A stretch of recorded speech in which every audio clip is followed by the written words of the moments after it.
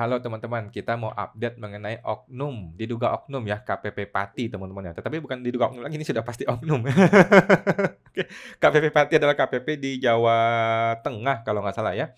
Jadi biar gue refresh lagi, ada pemeriksaan dengan WP gue ya, terhadap WP gue, orang pribadi, kemudian pemeriksaan ini sudah melewati jangka waktu 6 bulan, oke? Sudah melewati jangka waktu 6 bulan, mereka kirim surat perpanjangan 2 bulan. Nah, surat perpanjangan 2 bulan itu sudah dilewati. Setelah perpanjangan 2 bulan sudah dilewati, maka gue kirim surat untuk memohon atau meminta penghentian pemeriksaan karena sudah melewati jangka waktu kewenangan atau pemeriksaan tersebut ya. Nah, tetapi dibalas suratnya nih. Nah, ini gua kasih refresh ya teman-teman ya. Gua refresh ini suratnya ya. Isi suratnya adalah permohonan penghentian pemeriksaan bla bla bla. Intinya adalah bahwa demi hukum ini pemeriksaan sudah selesai karena sudah melewati jangka waktu pemeriksaan, sudah melewati kewenangan dari tim pemeriksa. Jadi lu sudah tidak bisa periksa orang lagi, sudah melewati kewenangan. Oke, kemudian dibalas nih sama sama KPP-nya nih, dibalas nih ya. Di kantor pelayanan KPP Jakarta Pratama Pati ya, kita lihat ya 22 November. Tanggapan atas surat permintaan penghentian pemeriksaan ya dari kuasa wajib pajak Supar ya.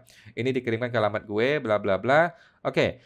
Dalam surat tersebut, saudara selaku kuasa pada intinya menyampaikan permohonan penghentian pemeriksaan ya. Nah, kami sampaikan sebagai berikut, dia bilang bahwa tim pemeriksa sudah sesuai dengan KUP katanya teman-teman ya, sudah sesuai KUP dan sudah sesuai dengan PMK 17.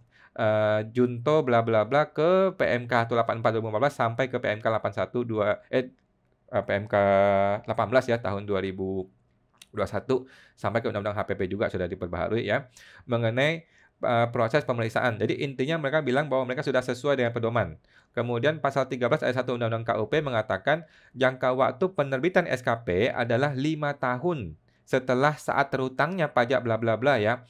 Artinya kami ini belum melampaui jangka waktu daluarsa tersebut. Oke, maksudnya gini, SKP ini diterbitkan masih dalam jangka waktu 5 tahun. Artinya kami nggak salah dong. Gitu, itu intinya. Kemudian poin C, dari uraian di atas, tim pemeriksa KPP Pratama telah melakukan prosedur KPP Pati dan tata cara pemeriksaan sesuai dengan ketentuan ya KUP dan PMK tersebut.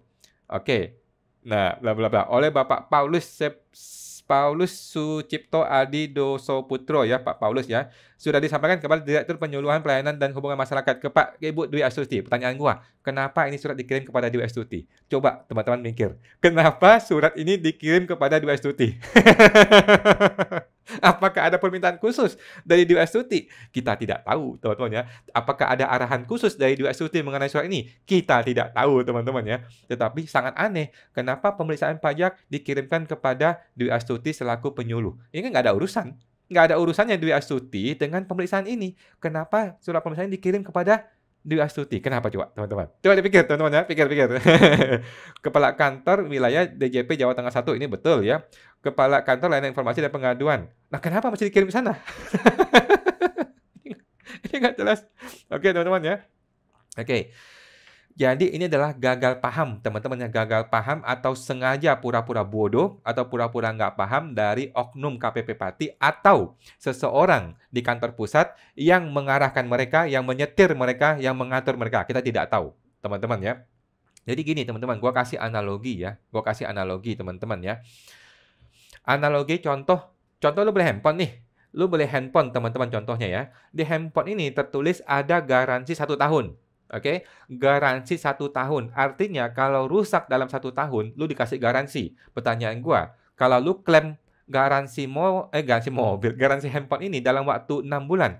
Di bulan ke-6 nih, lu klaim garansi ternyata rusak handphonenya, lu klaim garansi. Boleh nggak? Jawabannya boleh, karena masih dalam waktu 6 bulan. Dalam waktu 1 tahun, ya kan? Kan ada janji klaim garansi 1 tahun. Lu klaim garansi di bulan ke-6. Boleh dong.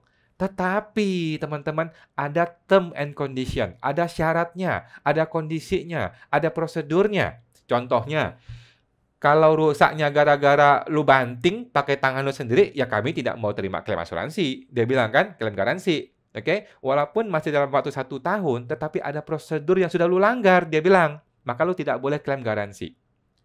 Nangkap teman-teman ya, nangkap ya. Oke, gua kasih analogi yang lain. Di dunia pajak deh ya, di dunia pajak. PPh 0,5% itu kan bisa dipakai dalam waktu 7 tahun. Betul teman-teman ya. Artinya kalau gue orang pribadi, selama masih 7 tahun, gue pakai PPh 0,5%, boleh nggak? Jawabannya boleh ya. Selama 7 tahun, gue boleh pakai PPh final 0,5%. Apakah begitu? Jawabannya tidak sesimpel itu, teman-teman ya. Ada term and condition. Ada prosedur yang mesti diikutin. Pertanyaannya, lu ini usahanya apa? Apakah pedagang? Apakah jasa? Kalau lu seorang pengacara, tidak boleh. Kalau lu seorang notaris, tidak boleh. Kalau lu seorang konsultan pajak, tidak boleh.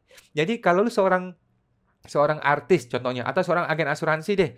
Kalau lu agen asuransi, walaupun masih dalam waktu 7 tahun, dalam jangka waktu 7 tahun, lu tidak boleh pakai 0,5%. Loh, kenapa? Kan masih 7 tahun, jangka waktu gua masih tercapai.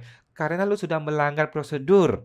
Karena lu sudah tidak bisa menggunakan 0,5% sesuai prosedur, yaitu yang boleh pakai itu hanya pedagang atau jasa tetapi tidak boleh pekerja bebas. Sedangkan lu adalah pekerja bebas, lu tidak bisa pakai 0,5%. Walaupun lu masih dalam jangka waktu 7 tahun.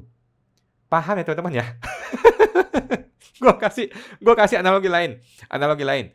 Polisi tembak orang, seperti kasus yang gue bikin video sebelumnya ya. Polisi tembak orang. Boleh nggak teman-teman? Jawabannya boleh. Polisi kan yang pegang pistol. Memang kewenangan dia tembak orang. Dia punya kewenangan nembak orang. Tetapi apakah ketika dia tembak orang menjadi benar? Jawabannya belum tentu. Lihat dulu prosedur. Teman-teman ya.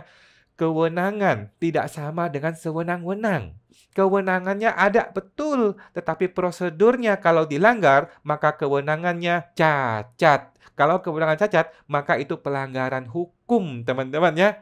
Oke, contohnya, kalau dia tembak orang, dia masih kasih peringatan dor dor dor di atas 3 kali dulu atau 2 kali gitu ya, baru boleh tembak. Atau kalau dia tidak mau kasih peringatan, dia boleh tembak langsung dengan syarat dia terancam kondisi dirinya si polisi ini. Boleh dia tembak. Kalau tidak ada ancaman atau tidak ada tembakan peringatan, tiba-tiba dia nembak orang, itu pelanggaran prosedur, itu pelanggaran hukum, pidana, itu masuk penjara. Gitu teman-teman. Sama seperti kasusnya KPP Pati.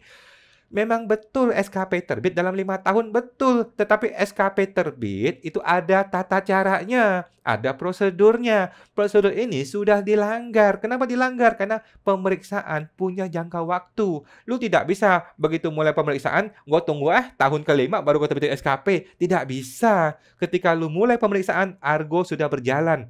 Jangka waktu sudah berjalan maksimal 6 bulan, lu mesti terbitkan SPHP. Kalau lu belum terbit, boleh lu bikin surat perpanjangan jangka waktu pemeriksaan.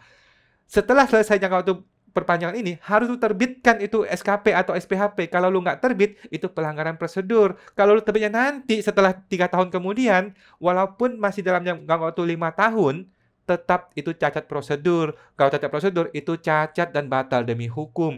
Oknum KPP Pati tidak paham ini, gagal paham ini, atau dia sengaja pura-pura tidak paham, atau dia disetir oleh seseorang di kantor pusat, atau dia diatur oleh seseorang di kantor pusat. Tolong dihantam dong si awan ini. Siapa tahu ya, siapa tahu. Mudah-mudahan nggak seperti itu, teman-teman ya. Oke.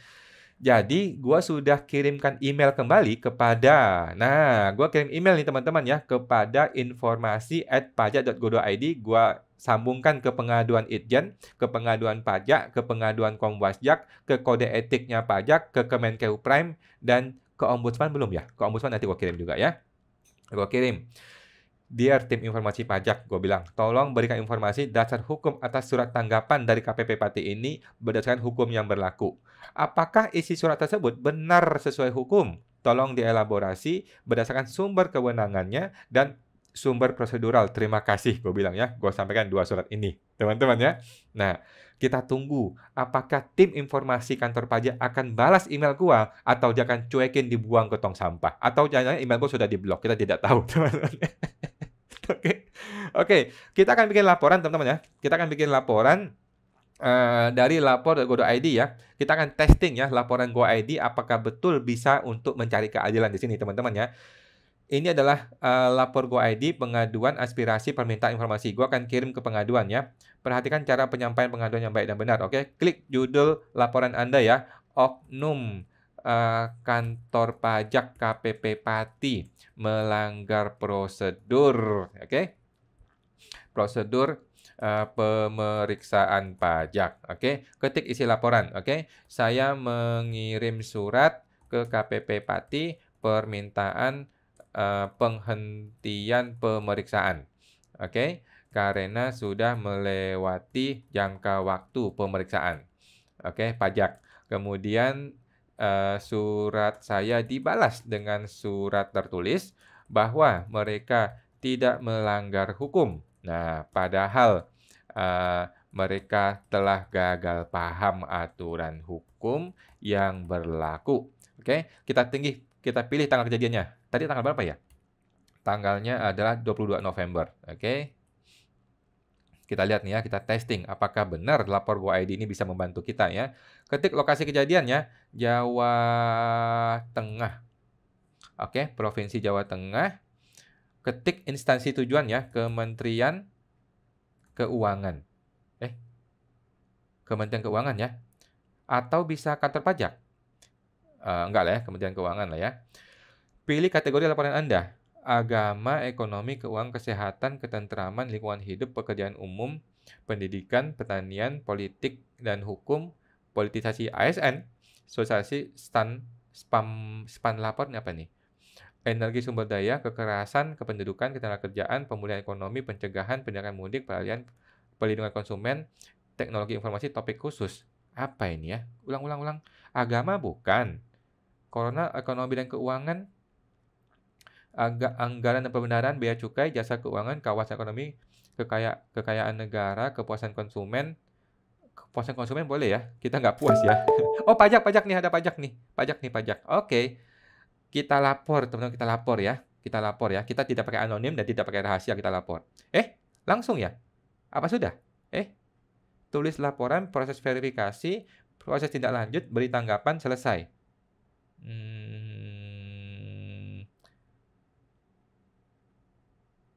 Petugas tidak ramah, kasihan deh.